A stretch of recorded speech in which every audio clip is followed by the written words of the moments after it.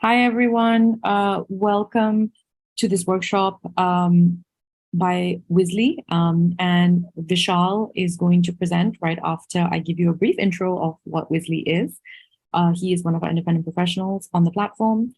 We are a future of work platform, and we strongly believe that the future of work is blended. And we help companies collaborate with highly skilled independent professionals to solve business problems, share knowledge, and advise them. We help you overcome pain points such as hiring in real time, finding the right person. We've vetted every person on Wisley. The whole process of logging on, booking an advisory call with someone, submitting a project is really, really simple. We really want to fill knowledge gaps that are preventing companies from scaling effectively, from hiring, from growing, from executing. We help companies accelerate growth, increase revenues, overcome critical hurdles. Since we launched, which has not been very long ago, April 2022, we've helped 2,000 individuals and businesses through collaborations, one-on-one engagements, and knowledge sharing. This is one of our testimonials, a Series A company that had hired aggressively very quickly. They needed to do an entire compensation analysis. We got it done for them really quickly and put it into action. Projects such as these come on the platform. They can start anywhere between 2,000 to 3,000 and go up based on your budget. And that's the beauty of Wisley. You can set your own budget, put your timeline, and it's a marketplace where then experts can then bid for, and you can then choose who you want to work with. These are some other examples of use cases that we use. Our biggest use cases are people who want to go to market, who want to scale, who want to do customer success, who want to do talent management in a hybrid work environment. So we do a lot of these kind of work that we do for companies. We have over 300 experts, and the average, I would say, is 10 years of work experience. So they're highly experienced people. You can look at their profile, you can book a call, you can see, you can even search based on what you're looking for. Like Vishal also under their profile would have answered some questions, created some insights. So you get a flavor of what each person has to offer before engaging with them. And it's really a global platform. We have experts from over 20 countries, from over 50 domains. And it's really simple. You just log on, there's no cost. You check it out, you put in your proposal. It doesn't cost to post a project or to ask a question. And please connect with me on Wisley. This is my QR code. You can also connect with me, of course, on LinkedIn under Pooja Barwani. And I hope, especially after listening to Vishal, he will also share his link with you, that you connect with him or with us for any help that you need as a scaling company. Thank you. And I will now hand over to Vishal. Thank you, Pooja. Thank you, Switch and Enterprise Singapore for having me. And it's an honor. And thank you so much for taking out time with us today. I'm really excited to share what we do with the product-led companies and how we help them scale up the entire product. So if you can give me a second, I can share my screen and then we can begin.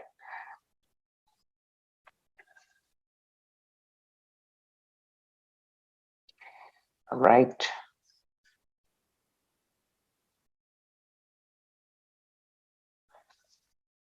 For those of you who are joining through the community link, please feel free to add questions over there, and then we will be able to answer the same. As the time is limited and only 30 minutes, I would start right into it and help you with the same. So my goal today is like very simple. I want to give to you how you can grow your product. I want to give you everything that you need to grow your product. This is a little bit about myself. I run a company called OptiPlac, and we work very closely with Wizzly also. And it's an amazing platform. You should definitely check it out. There are so many interesting questions and answers that you can get from the same. All right, so these are the 3 takeaways that we have for you. Number 1, we will give you the framework. Number 2, you need that worksheets along with you so that you can implement whatever we say today. And then third, the bonus is that you can take it up from here. All right, so framework benefits and how it can help you. Number 1, these are the main benefits. Like if you have a conversion problem, like user is not converting from free to paid conversion, you can get that increase. Users are not adopting your feature, they are not using your product, you can help them with the same. And these are the frameworks that will help you right away. All right, so let me move ahead. There are overall 10 worksheets that will give out by the end of it, and we can also send it out over email after working with Switch so that you can have it in your inbox. Yeah. All right. So before that, let me dive deeper into a SaaS story. All right. So the situation is like an estimated 92% of the SaaS companies fail within 3 years despite growth and funding. Now, this is a staggering figure. And what we are trying to do is like avoid failure. This is what Jeff Bezos said. He said once that Amazon is going to fail, but all my work is like, how much can I delay it? So this is what we try to do. We understand that running a company is not easy, but what we can do is like learn from what market is telling us and how we can change everything for them. So if 92% of the companies failing, what is the complexity around it, right? So there are 4 main concerns around the same. Number 1, you don't have a product market fit. Second, you suffer from cash flow problems. Third, you have more people leaving than staying with you. And fourth, sometimes it's also the poor management of all the resources. So these are the four main things that we identified why startups fail altogether. So the question is, like, how can we reduce the failure rate of SaaS companies while improving our activation so that we can keep our more customers? Now, you might ask, why activations, which I would cover in a moment.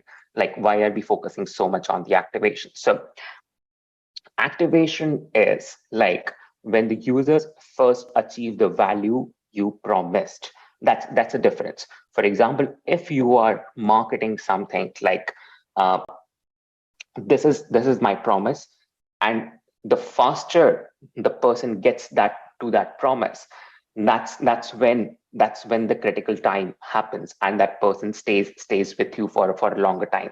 And you can see this again and again. So normally this is the activation metric that we measure, right? So number of users who got value by the number of users acquired. So that is the percentage of activated users. And how do you define is the value, or the value that you promised in your marketing, in your sales, and whatever you said during the entire your funnel. And the critical part, like why the company stays or why the account stays with you for a longer time, is to understand how the onboarding of that company or the customer happens at that time. So if it's very true in this sense, like your first impressions and the first things stays with you for a longer time. So if your initial experience with the app or with the business is not that good, you would see it like you don't want to stay with them. So the most critical factor in the SaaS companies is how the onboarding happens and what can you do to at that time so that you can increase the activation rate for yourself. This was a study that was done by Matt Kudu, and what they identified was like it takes 40 days to get 80% of your SaaS conversions. Now, that number was very important to understand. And they also proved a point, like it does not matter if it is a freemium, if it is a trial period, or it is some other model. So you can, the idea that it triggered was like the first 40 days of your interaction with the customer is very critical, and that is how you should design your entire app to answer during this time. So you can obviously look this up if you want to look in more detail, and and you would be able to understand like where they came from. So if this is a problem, like thank you thank you for waiting. Let me regroup and come back to it. So let me start with the pain points one more time. So I believe some of you might have missed that. So let me go back, and uh, there is some in chat. Okay, all right. So okay, so let me cover these pain points one more time so that we can get back into the groove. And thank you for pointing out that the live stream has stopped. So so the number one onboarding pain point was like people don't know how to do it. So it's mostly like a shoot in the dark for them. Like try out this thing, try out this thing. Let's see what sticks onto the wall. So that's the pain point number one. People don't know, like it's something that they're not able to do it, and then they shoot in the dark to do it. Like let's try this thing and see what happens. Number one. Number two, there's guesswork and knowing like where customers are struggling. So many times when they log on to the app, sometimes when we ask the founders like why do you think they logged onto the app, they say I don't know, like I have to I really don't know like what are they doing inside the app, and how what they want from the app. So this another thing, guesswork and knowing like where customers are struggling. They don't know when the app they fall in the place. Pain point number three is the unclear goals of onboarding and activation. So many times we see companies are not able to come to a conclusion where like where does the onboarding starts and where does the onboarding stops, right? So and when do you call an activated user, or whether it is like a free to paid conversion, or what is an activation user altogether. So these are the three main pain points, and let's come to the solution right now. So the solution is what we call is the activation triangle framework. There are three main key points to it. One is the on-app onboarding, second is the off-app onboarding, and third is the analytics. So on-app onboarding is like what happens on the app when the first person logs in. Off-app onboarding, you would see like when they're, how do you reach out to them when they are not on the app? And third is how do you use analytics to come to a point like you're seeing the progress that is happening for them, right? So with that, let me move on to the on-app onboarding, right? So in this process, you would see the activation flow, assisted adoption, and support. In analytics, you would see the activation metrics, the SaaS metrics, and the churn versus retain analysis. And third, in the off-app onboarding, you would see the email onboarding, social media, and the event triggers that you can use to make this a success. All right, so let's start with the on-app onboarding. The idea is that you can take this, you can prepare your own framework, you can go back, put your application right away inside this framework, and see how you can improve at every step of the way right away, right? So in on-app, how much time do we have? Yeah, so we have like 15 minutes. We'll try to be short, time, and precise. So in on-app onboarding, there are again three main key importance. Number one is the activation flow. I will tell you in a moment like how to come up with this flow. Second is the assisted adoption. That okay. So have you ever visited like a 5-star restaurant and then you have like the person, the chauffeur comes up and helps you out and greets. So that's the assisted adoption. Like you're making that person special and feel about the same. Like, hey, I'm just new here. Help me out over here. So that's the assisted adoption that you would have. And third is a support that, okay, I'm just stuck over there. Like, where should I go? So these are the three critical components that helps you like come up with your own on-app onboarding. All right, so there are three main sheets, which are largely like the worksheets. We will hand it out over these worksheets to you so you can help it. But what I can do in a minute is like help you guys understand and run through this entire thing. So let me see. The first one is, can you still see my screen? Can you still see the sheets? I don't know.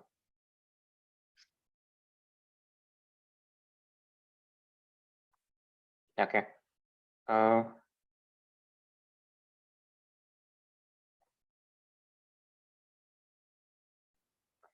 right. Thank you. So the first one is the jobs to be done framework. Like there was a study that was done around this by a Stanford professor, and it was around the milkshake.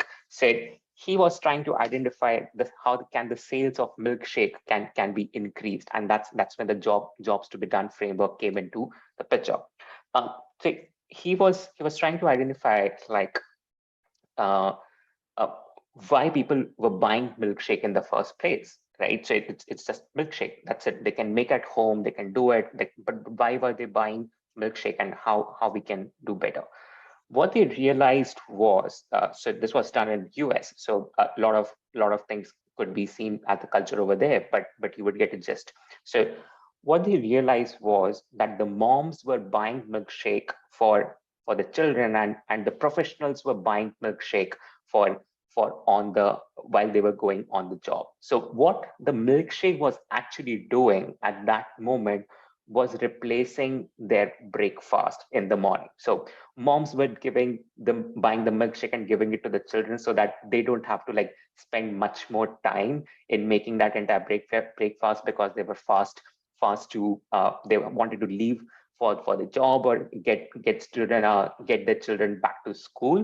So the time crunch. So it was found that what milkshake was actually doing was replacing the breakfast in the morning, and professionals were buying milkshake through while commuting to the work. So they were able to enjoy the milkshake while commuting to the work. So the idea that we were trying to do in the jobs to be done is like what your app is supposed to be doing, or what is the job that it's getting it done for a certain kind of person. And that comes from talking to people and understanding like, okay, this is how my app is being used.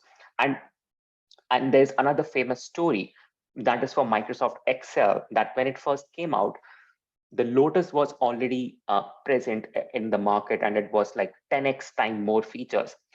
But Excel was good at one thing, and we still use Excel as you would see. So Excel was good at one thing, and that was thing like you can make your tables as in how you like. So it was very much easier to make those tables. So that's why Excel sticked with the customers, Excel stick with the users, rather than the other Lotus, which was like 10x more features. So once you start filling out this and start answering these questions for your app and everything, you would get an idea like why people are using my application, why people are using my services, and this will change your marketing. Like it will not be the same after you do this exercise, and you would understand like why my marketing or why my activation is not working. So this is the first exercise that you can go ahead and do it with your app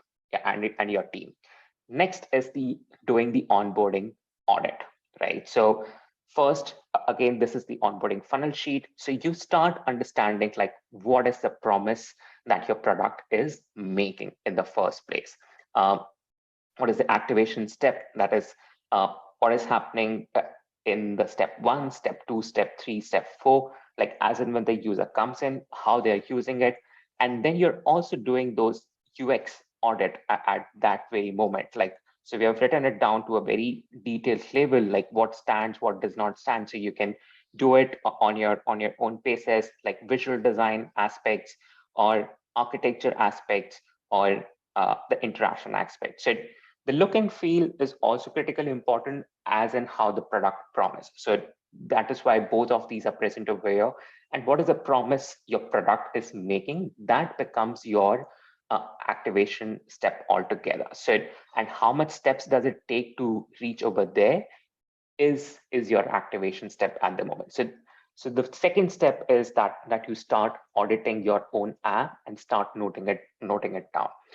Coming on to the third step is then, once you have learned from the past two things, you start with the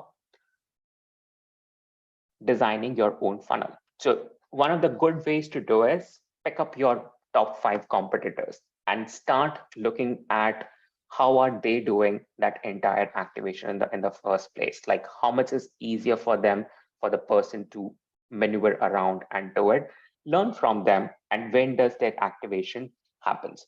So once you've done that, start finding it over here and deciding your own funnel. Ideal rule is, if you can get the so there is something called time to value. So how do you come to that is through analytics, but how do you use that over there is like, it's very simple metric. It says, how much time does it take from the first person to the user to sign up to get the value out of your product?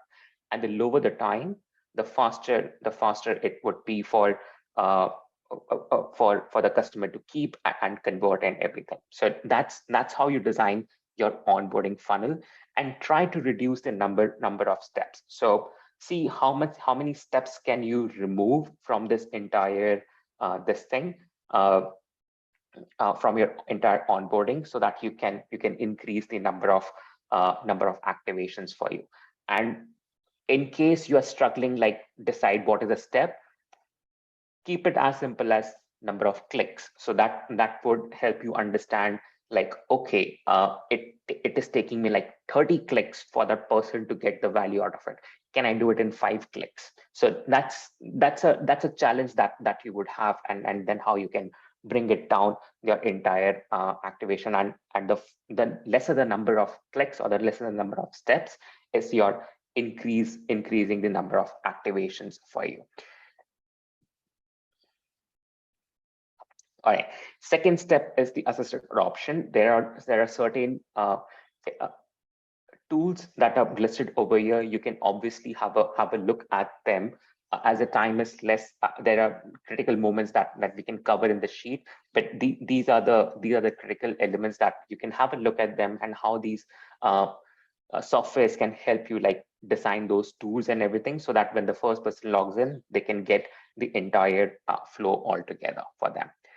Second, coming on to the analytics part of it, and I would say there are certain metrics that you can keep to track them. One of the things that I would like to point out in the analytics is called the churn versus retain analysis.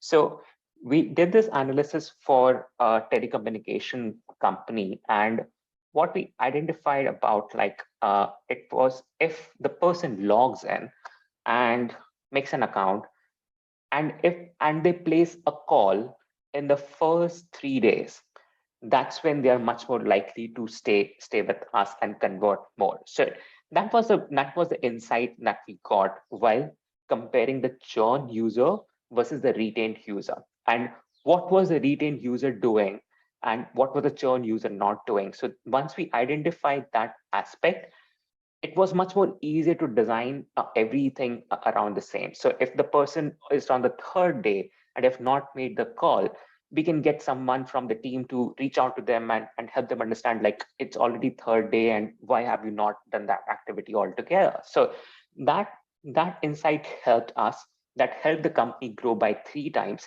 And this was like important analysis that was done for them, right? So churn versus retain analytics, you can use it to understand how is the behavior. And there are many analytics tool right now, product analytics tool, which are available. But this is how you can, this is called an innovation loop, which is very much used in the product analytics segment. Like, you start collect data, look at the trends, understand the why, set goals and create hypothesis, and then engage. So this is again the loop that comes into the picture. And there are, we have presented to you the entire SaaS matrix, the event tracking, everything. So all these sheets are available over here. As the time is less, we will give it out to you. You can reach out to us for any questions or anything like that, but we will keep it to respecting your time altogether. So moving on, these are a few tools that are listed over here.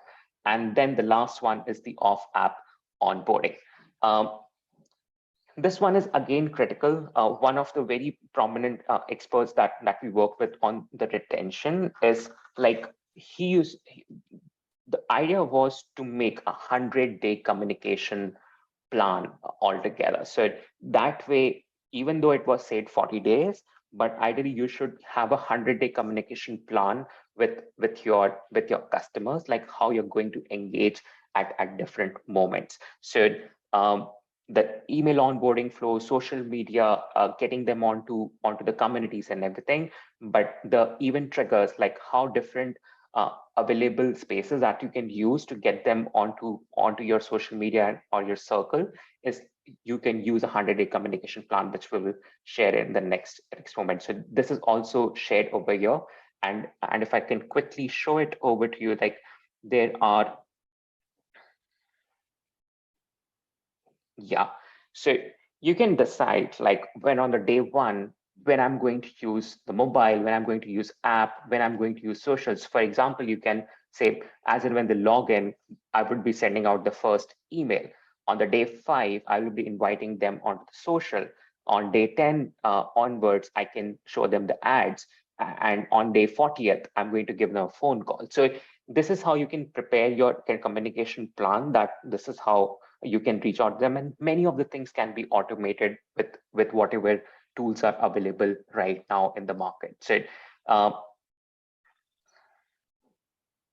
yes, so this few more bonuses sheets. So we have like these are like 100+ ways to get new users. So this list will give you an idea like how you can get more users. So this is a comprehensive list of the same. We have put a link over here. Second, there are bonuses. So this is a master list of all the techniques which are out there used by the top companies and product companies, is to prepare like how to keep the customers with themselves. So what retention techniques to use.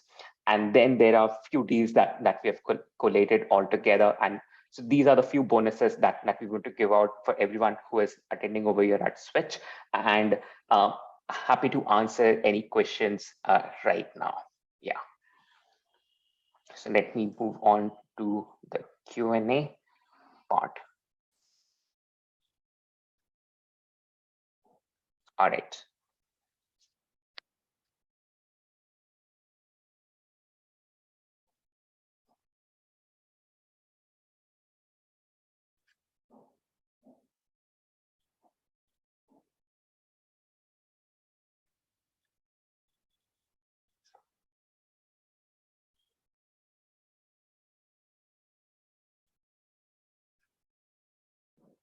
All right.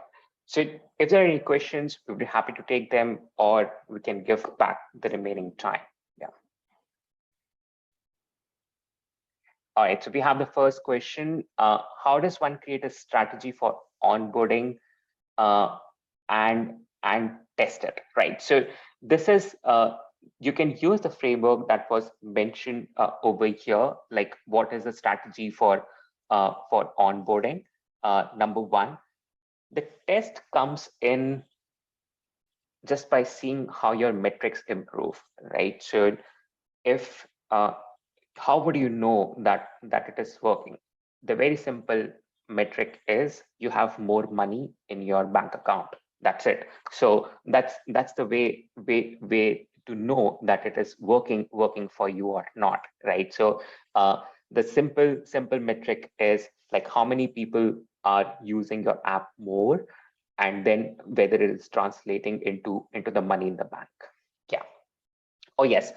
Let's take some more common questions if we have time. Yeah.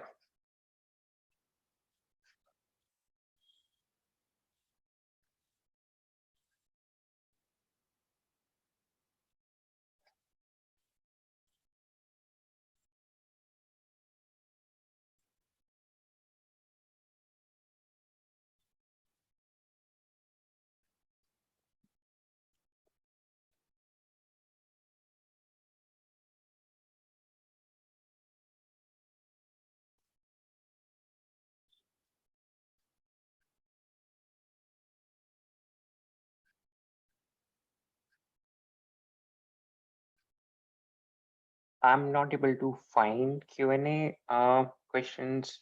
Need some help here.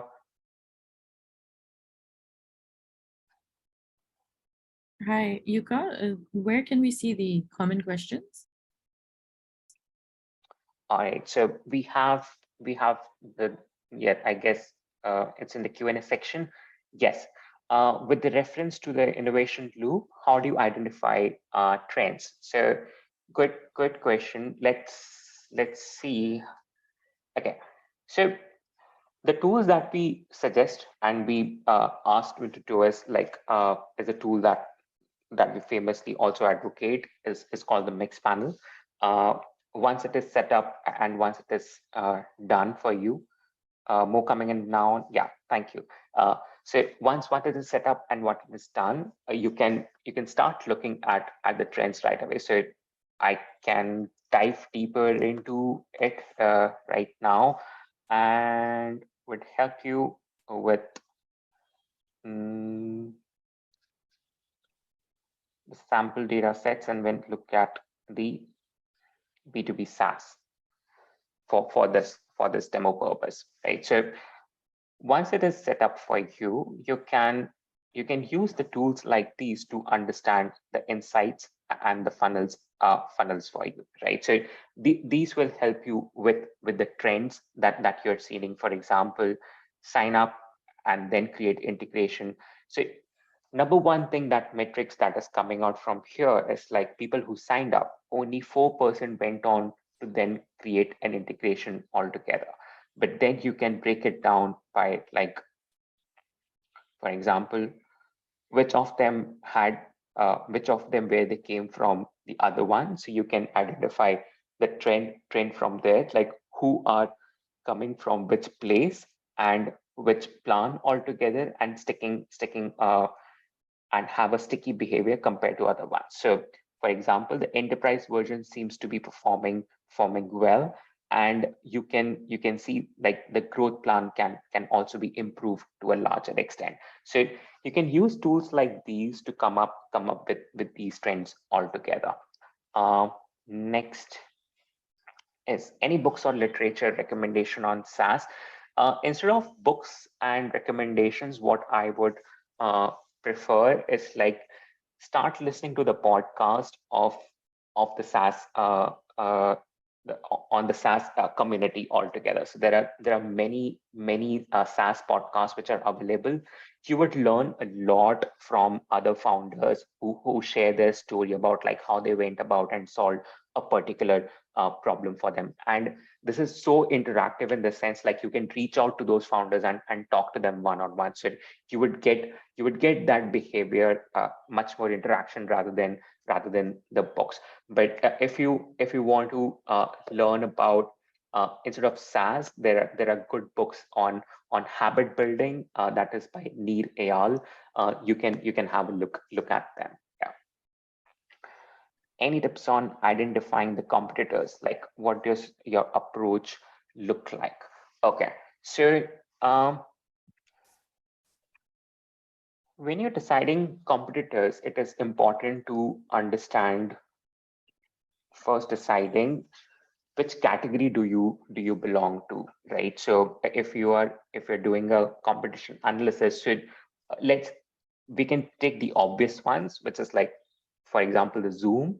The obvious ones are Google Meet, Wobble, then you have Cisco WebEx. So these are the obvious ones that you can think of and try to compare them either by features or onboarding flow or anything. But then there are also other things which are like the indirect competitors that you should look at. For example, if that application was not present, what would people do altogether? So then there are then it might come to the web-based versions or offline meetups or something like that. So there are competitions in all the sense, and different markets would have different competitors altogether. So two things, direct competitors and indirect competitors. Yeah, next one is just curious if there is any limitations constraint on SaaS.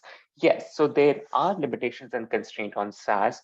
Is, for example, many times SaaS applications are created for very specific purposes. So and that is why we don't have so many new innovative categories. They come out very slowly, like after like 5-10 years or so.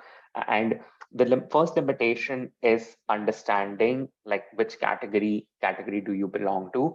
And another limitation that we are seeing over here is finding the good talent to keep it updated, right? So keep it updated and also looking at like how do you grow faster. So in what we have seen in hindsight is like the limitations to the SaaS are largely right now with the team that is able to pull it all together. Yeah. But the technical challenges are usually now overcome through AWS and all those things. So scalability is not a problem anymore. Yeah. Backpack? Huh? Huh? All right.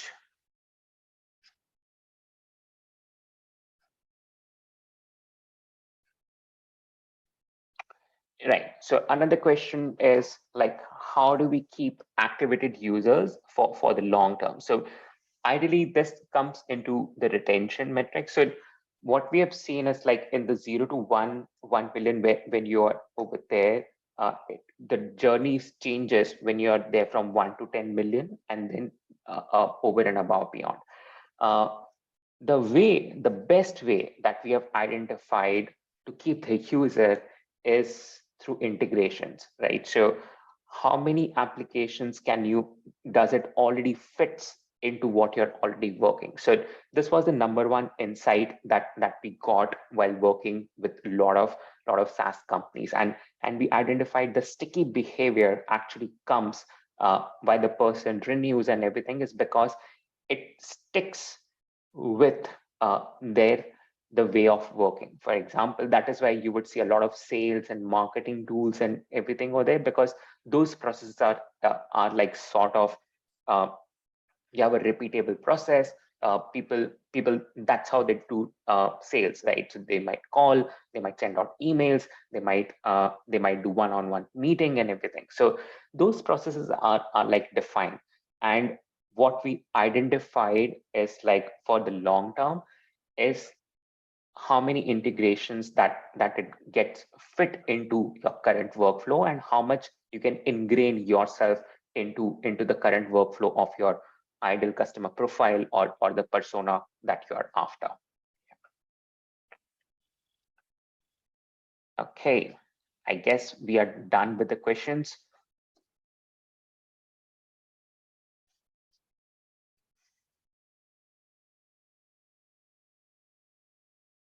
Awesome. So if we're done, thank you, Vishal, and thank you, Enterprise Singapore, for giving us this opportunity to kick off a series of very high-level workshops with Wizzly experts. We will be having more monthly. The next one will also be a product-related one, and it's got to do with managing product teams remotely. You will receive more information soon. And Yuka, thank you for helping us put this together. And thanks for all the great questions, guys. Please do get in touch with Vishal. or check out Wizzly at wizzly.app. And we'd love to keep the conversation going with you all. Thank you so much. Thank you. Thank you, Pooja. Thank you, Yuka. Thank you, everyone who joined with us today. Okay, bye-bye. Bye.